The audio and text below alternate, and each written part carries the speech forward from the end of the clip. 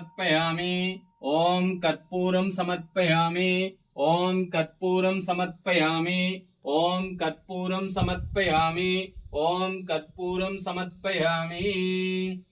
సత్యంగల తల్లి, దయగల తల్లి, కరుణామూర్తి, ఆదిశక్తి అమ్మా రేణుకెల్లమ్మ, నిండు మనసుతో ఆరుతందుకో తల్లి.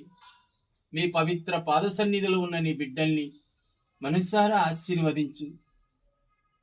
బిడ్డల కుటుంబంలో ఆనందాన్ని తల్లి, ఆయురారోగ్యాన్ని తల్లి.